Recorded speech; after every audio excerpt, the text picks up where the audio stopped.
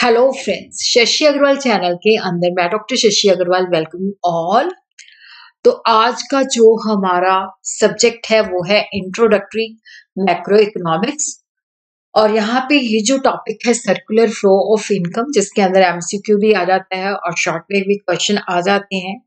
This topic is very important और ये topic जो है डेट इज जो चैप्टर है उसका नाम है some basic concepts of macro economics. और ये टॉपिक जो है +2 इकोनॉमिक्स और +2 कॉमर्स के स्टूडेंट्स के लिए रेलेवेंट है। अगर आपको मेरा ये एफर्ट सही लगता है तो please do like my video, इसको शेयर कीजिए, कमेंट कीजिए और मेरे चैनल शशि अग्रवाल को सब्सक्राइब कीजिए। तो इकोनॉमी के अंदर 4 सेक्टर्स होते हैं। हाउस होल्ड सेक्टर है, प्रोड्यूसर सेक्टर है, गवर्नमेंट सेक्टर है, एक्सटर्नल सेक्टर है जिसको हम the rest of the world sector भी कह सकते हैं। तो हाउस होल्ड सेक्टर के अंदर कंज्यूमर्स आ जाते हैं जो कि प्रोड्यूसर सेक्टर से या फॉर्म से गुड्स एंड सर्विसेज जो है उसके कंज्यूमर होते हैं।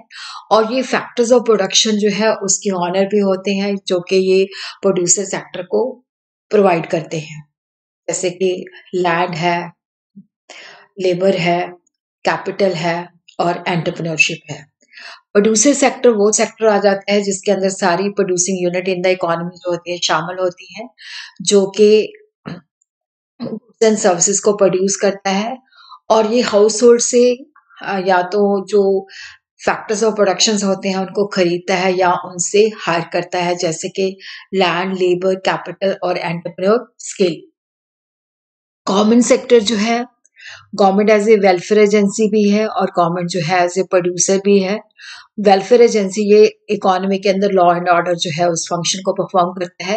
एक्सटर्नल सेक्टर जिसको हम rest of the world sector कह देते हैं, जिसके अंदर एक्सपोर्ट और import of goods and services और फ्लो ऑफ कैपिटल के साथ कनेक्टेड होता है, क्योंकि यहाँ पे जो फ्लो होता है दैट इज डोमेस्टिक इकोनॉमी और rest of the world. Intersectoral flows होते हैं, जैसे each sector of the economy जो होता है वो दूसरे के ऊपर डिपेंडेंट होता है। तो क्योंकि दोनों एक दूसरे के ऊपर डिपेंडेंट होते हैं, जैसे हाउस होल्ड सेक्टर है वो अपनी फैक्टर सर्विसेज जो है प्रोड्यूसर सेक्टर को प्रोवाइड करता है और प्रोड्यूसर सेक्टर जो है उसको गुड्स एंड सर्विसेज प्रोवाइड करता है। तो इस तरह से ये जो सेक्टर्स होते हैं एक दूसरे के ऊपर इंटरडिपेंडेंट होते हैं। हाउस होल्ड सेक्टर जो है प्रोड्यूसर सेक्टर के ऊपर डिपेंड करता है, क्योंकि प्रोड्यूसर सेक्टर जो है उसको गुड्स एंड सर्विसेज सप्लाई करता है जिसको हाउस होल्ड सेक्टर जो होता है कंज्यूम करता है। उसी तरह प्रोड्यूसर सेक्टर जो है हाउस होल्ड सेक्टर के ऊपर डिपेंड करता है, क्योंकि जो फैक्टर्स ऑफ प्रोडक्शन होते हैं जैसे लैंड है, लेबर है, कैपिटल है, एंटरप्रेन्योरशिप है, वो हाउस होल्ड सेक्टर जो है प्रोड्यूसर सेक्टर को प्रोवाइड करता है। और उसी तरह जो गवर्नमेंट सेक्टर होता है वो प्रोड्यूसर और हाउस होल्ड सेक्टर के ऊपर डिपेंड करता है टैक्स और नॉन टैक्स रेवेन्यू के लिए। तो यहाँ पे हम देखते हैं कि हर एक सेक्टर जो है दूसरे के ऊपर इंटरडिपेंडेंट होता है, जिसकी वजह से इंटर सेक्टोरल फ्लो होते हैं, या तो वो गुड्स एंड सर्विसेज की फॉर्म में होते हैं या मनी के फॉर्म में होते हैं। जब इंटरसेक्टोरल फ्लो जो होता है मनी की फॉर्म में होता है तो मनी फ्लो कहते हैं। जब वो गुड्स एंड सर्विसेज की फॉर्म में होता है तो उसको हम रियल फ्लो कहते हैं। तो first of all we will understand what is the real flow. Real flow के अंदर क्या होता है कि जैसे refer to the goods and services among different sectors of the economy. जैसे हाउस होल्ड जो है अपनी फैक्टर सर्विसेज जैसे लैंड है, लेबर है, कैपिटल है, एंटरप्रेन्योरशिप है, ये प्रोड्यूसर सेक्टर को प्रोवाइड करता है। उसी तरह जो प्रोड्यूसर सेक्टर होता है वो गुड्स एंड सर्विसेज जो प्रोड्यूस करता है वो हाउस होल्ड सेक्टर को प्रोवाइड करता है। तो ये रियल फ्लो है। तो यहाँ पे हम इसको ग्राफिकली भी देखते हैं। तो यहाँ पे हम देखते हैं कि जैसे ये हाउस होल्ड सेक्टर है तो ये फैक्टर सर्विसेज जो है प्रोड्यूसर सेक्टर को प्रोवाइड करता है, जैसे लैंड, लेबर, कैपिटल और एंटरप्रेन्योर। या हाउस होल्ड सेक्टर जो है प्रोड्यूसर सेक्टर्स को प्रोवाइड करता है। जब हम इकोनॉमी के अंदर एज्यूम करते हैं कि यहाँ पे टू सेक्टर इकोनॉमी है, तो उसी तरह जो प्रोड्यूसर सेक्टर होता है ये हाउस होल्ड सेक्टर्स को गुड्स एंड सर्विसेज जो प्रोड्यूस करता है उसको प्रोवाइड करता है। तो ये रियल फ्लो होता है। अब हम देखते हैं मनी फ्लो क्या होता है। देखो मनी फ्लो जो होता है just reciprocal of the real flow होता है।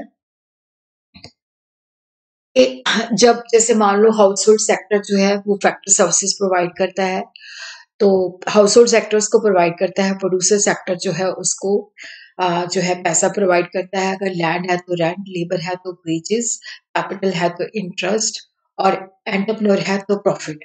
तो मनी फ्लो जो होते हैं just reciprocal of the real flows होते हैं। जैसे प्रोड्यूसर सेक्टर जो है, कोई हाउस होल्ड ने उसको अपनी फैक्टर सर्विसेज दी है जिसके बदले में वो फैक्टर पेमेंट प्रोवाइड करता है, क्योंकि उसने फैक्टर सर्विसेज हाउस होल्ड से परचेज की हैं या हायर की हैं। उसी तरह ही जब हाउस होल्ड सेक्टर जो होता है प्रोड्यूसर सेक्टर से गुड्स एंड सर्विसेज खरीदता है तो वो उसके बदले में पैसे प्रोवाइड करता है। तो जब पैसों का लेन देन होता है तो उसको हम मनी फ्लो कहते हैं। तो यहाँ पे हम देखते हैं कि जैसे एक्सपेंडिचर हाउस होल्ड सेक्टर जो है, जब वो गुड्स एंड सर्विसेज जो है परचेज करता है तो उसके बदले में पेमेंट जो है प्रोड्यूसर सेक्टर को करता है। उसी तरह जो प्रोड्यूसर सेक्टर होता है जो फैक्टर सर्विसेज लेता है उसके बदले में वो फैक्टर सर्विसेज की पेमेंट जो है हाउस होल्ड सेक्टर को करता है। जैसे लैंड यूज कर रहा है तो उसके बदले में रेंट, लेबर यूज कर रहा है तो उसके बदले में वेजेस, कैपिटल यूज कर रहा है तो उसके बदले में इंटरेस्ट, एंटरप्रेन्योर स्किल कर रहा है तो उसके बदले में प्रॉफिट।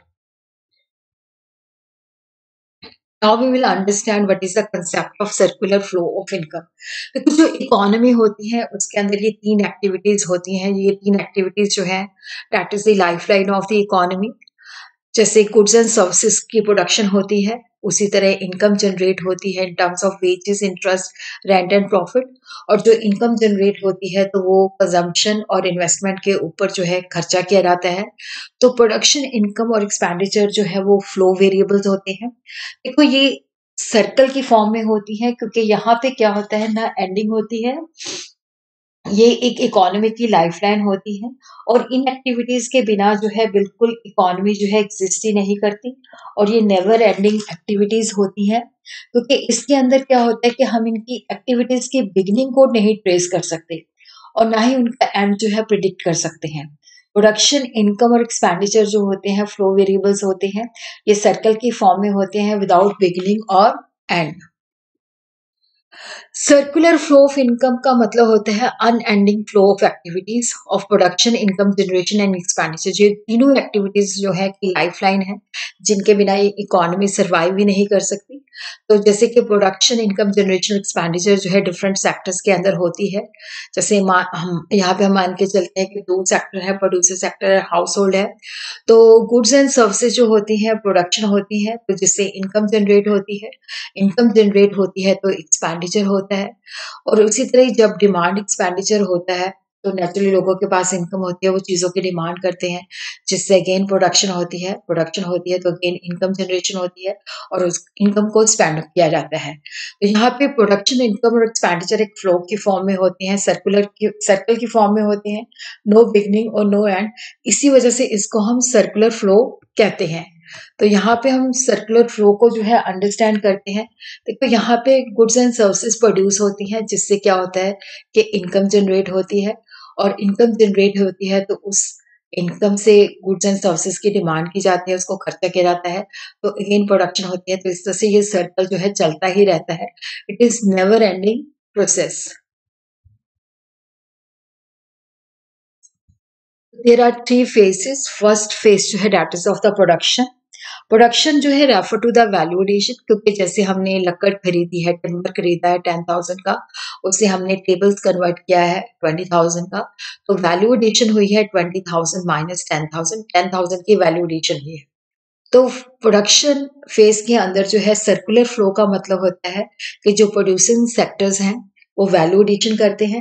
वो क्या करते हैं कि जो हाउस होल्ड सेक्टर्स हैं वहां से वो फैक्टर्स ऑफ प्रोडक्शन जो है हायर करते हैं या परचेज करते हैं, जैसे लैंड है, लेबर है, कैपिटल है, एंटरप्रेन्योर स्किल है। तो वहां से उनको यूज करके वो वैल्यू एडिशन करते हैं। तो यहाँ पे जब वो वैल्यू एडिशन करते हैं उसके साथ जैसे जो फैक्टर इनपुट जैसे लैंड, लेबर, कैपिटल और एंटरप्रेन्योर, उसको नॉन फैक्टर इनपुट जैसे रॉ मटेरियल वगैरह के साथ यूज करते हैं ताकि गुड्स एंड सर्विसेज का प्रोड्यूस हो। तो गुड्स और सर्विसेज जो है प्रोड्यूस की जाती है क्योंकि लोग इनको डिमांड करते हैं, उसकी जरूरतें पूरी होती हैं। तो ह्यूमन वांट जो होती है कभी भी सेटिस्फाई नहीं होती, तो प्रोडक्शन एक्टिविटी भी कभी खत्म नहीं होती। फेसेस ऑफ इनकम जनरेशन, जिसको हम फेसेस ऑफ डिस्ट्रीब्यूशन भी कह देते हैं, क्योंकि जो हाउस होल्ड सेक्टर्स होते हैं जब वो फैक्टर सर्विसेज प्रोवाइड करते हैं तो हाउस होल्ड जैसे लैंड प्रोवाइड किया तो उसके बदले में रेंट, लेबर क्या है तो वेजेज है, सैलरी, और कैपिटल है तो इंटरेस्ट। एंटरप्रेन्योर है तो उसके लिए प्रॉफिट जो है हाउस होल्ड सेक्टर्स को मिलता है, जो कि हाउस होल्ड सेक्टर की इनकम होती है। तो फेज 2 ऑफ सर्कुलर फ्लो के अंदर इनकम जनरेट होती है, क्योंकि गुड्स एंड सर्विसेज प्रोड्यूस होती हैं, जिसकी वजह से वैल्यू एडिशन होती है, जो कि फैक्टर इनकम के अंदर कन्वर्ट हो जाती है। उसी तरह थर्ड फेज जो है, जिसके अंदर एक्सपेंडिचर किया जाता है, जो इनकम जनरेट होती है उसको डिस्पोजिशन होती है। जैसे हाउस होल्ड सेक्टर जो होता है, फाइनल गुड्स अपनी कंजम्पशन के लिए वो परचेज करता है, तो उसको कंजम्पशन एक्सपेंडिचर कहा जाता है। जैसे प्रोड्यूसर सेक्टर जो फाइनल गुड्स परचेज करता है, जिसको इन्वेस्टमेंट एक्सपेंडिचर किया जाता है।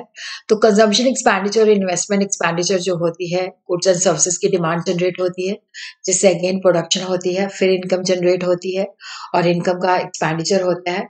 फ्लो ऑफ प्रोडक्शन जो है चलता ही रहता है, क्योंकि पहले गुड्स एंड सर्विसेज प्रोड्यूस होती हैं, फिर इनकम जनरेट होती है, फिर उस इनकम को स्पेंड किया जाता है।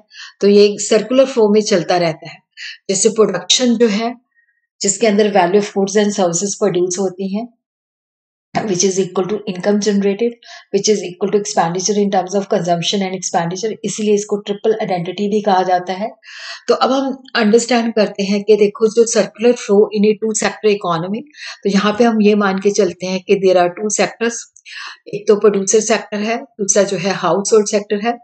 तो प्रोड्यूसर सेक्टर जो है goods, sale of goods and services करता है हाउस होल्ड सेक्टर्स को।